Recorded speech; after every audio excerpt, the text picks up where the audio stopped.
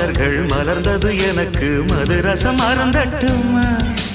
விடுகின்ற வரையில் முடிகின்ற வரையில் கவிதைகள் எழுதட்டுமா முத்தம் என்ற கடலில் முத்து குளிப்போமா